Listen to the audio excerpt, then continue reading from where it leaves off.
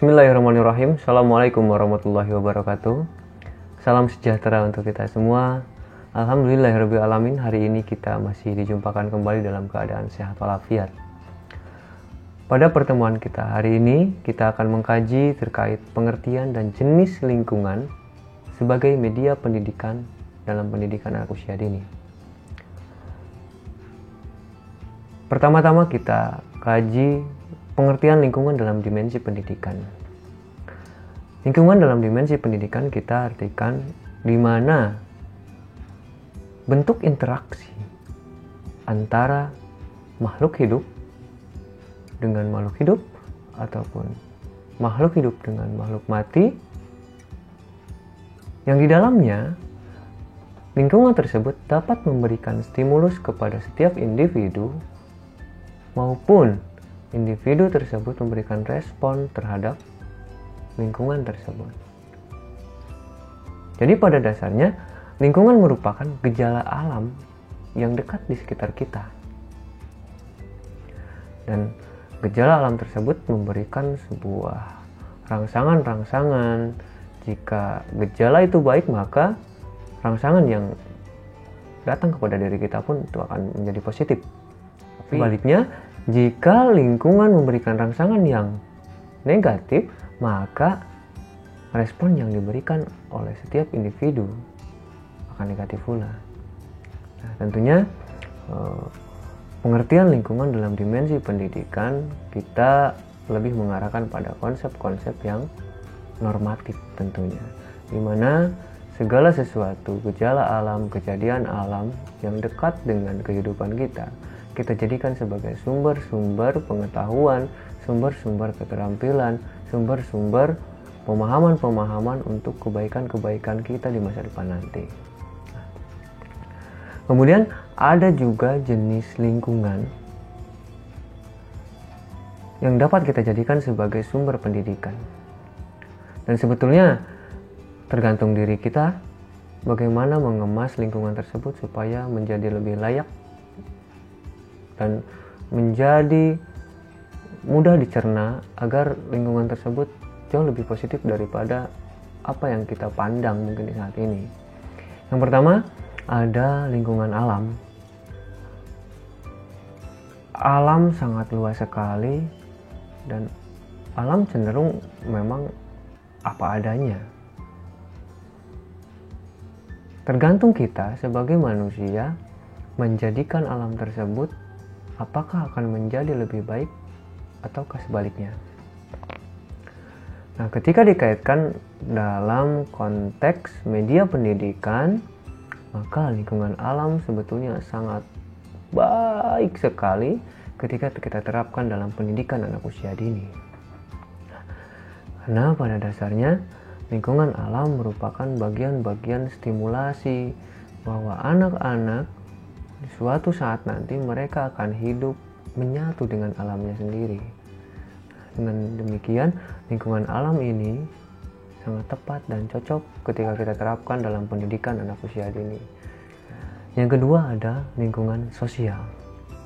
Lingkungan sosial cenderung komunikasi antara makhluk hidup. Karena pada dasarnya manusia adalah makhluk sosial. Ketika kita kaji dalam konteks lingkungan dalam media pendidikan, maka lingkungan sosial yang seperti apa yang cenderung tepat kita terapkan dalam pendidikan anak usia dini tentunya. Ya, lingkungan sosial yang bermakna, seperti kita datang jalan-jalan ke rumah RT dengan anak-anak misalnya, dikenalkan bagaimana kerja RT, datang ke kantor polisi, datang ke Koramil, datang ke kelurahan dan lain sebagainya yang dapat menjadi bentuk-bentuk pengetahuan sosial mereka ataupun anak-anak lah dalam hal ini ya. Nah, dengan demikian lingkungan sosial tersebut akan kita jadikan sebagai konteks yang benar-benar bermakna untuk anak-anak dalam hidupnya. Kemudian yang terakhir ada lingkungan budaya, di mana lingkungan budaya merupakan suatu hal yang diciptakan oleh manusia. Karena ketika kita kaji bersama, pengertian budaya itu sendiri adalah hasil karya cipta dan karsa manusia. Berarti segala sesuatu yang ada di alam dan itu didesain sedemikian rupa oleh manusia untuk memenuhi kebutuhan manusia di hari ini dan masa depan. Itulah budaya. Ketika kita kaitkan lingkungan budaya dalam pendidikan anak usia dini, maka banyak sekali hal-hal yang diciptakan oleh setiap manusia, didesain oleh setiap manusia, yang tujuannya kemudian kita kemas dalam konteks pendidikan. Dan hal itu akan menjadi bagian-bagian yang bermakna dalam hidup anak-anak juga. Nah, budaya di sini akan jauh lebih luas lagi ketika kita kaji bersama, karena kajian-kajian budaya akan bersentuhan dengan kajian-kajian transenden. Bagaimana kebenaran-kebenaran dalam lingkungan tersebut pun harus jelas ada dalam kajian-kajian ketuhanan kita. Nah, maka dari itu kajian budaya ini kita kaitkan dalam konteks lingkungan, makanya kita batasi dalam lingkungan budaya. Kemudian lingkungan budaya ini kita jadikan sebagai sumber pendidikan.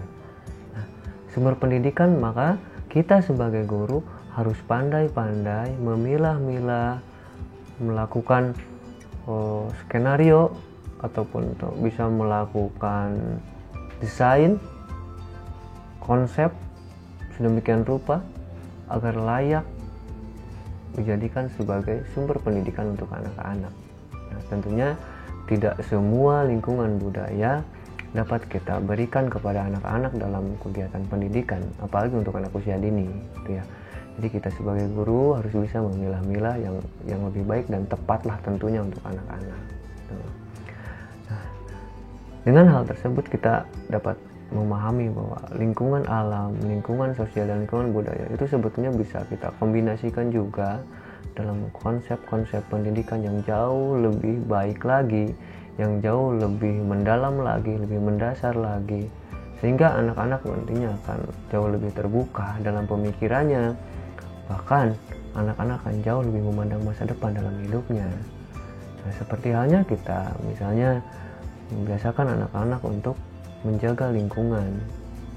Dengan menjaga lingkungan, hal kecilnya saja, misalnya ada sebuah binatang yang harus dilindungi, dan binatang tersebut memang sebuah bahan makanan yang enak jika dimakan. Contohnya ikan misalnya. Ada ikan yang ada di sungai-sungai misalnya ya. Kemudian anak menemukannya, dan anak-anak itu harus mampu berbicara bahwa ini ikan jika dimakan itu enak sekali. Namun hari ini aku harus melepasnya kembali ke sungai. Kenapa? Karena biar aku nanti bisa makan lagi ikan ini, dan ikan-ikan ini akan bertambah banyak ketika hidup kembali di alamnya. Nah, itulah yang harusnya kita terapkan kepada anak-anak. Kita sebagai guru harus mampu mengemas demikian rupa demi kebaikan masa depan anak-anak dan jati diri anak-anak itu sendiri. Pada dasarnya kita dapat menyimpulkan dari kajian yang singkat tersebut, lingkungan dijadikan sebagai sumber pendidikan. Dalam hal ini ya dapat memperkaya dan memperjelas bahan pendidikan yang akan kita terapkan pada anak-anak, yang tentunya akan lebih real, saintis, dan menyenangkan untuk anak-anak. Dengan hal ini, alangkah baiknya kita kaitkan dengan kajian-kajian sebelumnya. Carilah media-media yang sederhana untuk anak-anak, dan dengan hal ini kita kaitkan juga dengan lingkungan yang ada di sekitar kita. Kita jadikan sebagai media pendidikan untuk anak-anak yang jauh lebih bermakna dari apa yang biasanya anak-anak temui dalam lingkungannya sendiri. Baik teman-teman, terima kasih untuk hari ini. Mudah-mudahan apa yang telah kita kaji di hari ini dapat bermakna, bermanfaat untuk kita semua. Teman-teman semua tetap jaga kondisi, tetap jaga kesehatan. Salam untuk orang-orang terdekat di hati teman-teman semuanya. Sebelum saya undur diri, mari kita teriakan bersama, aku bahagia hari ini. Assalamualaikum warahmatullahi wabarakatuh.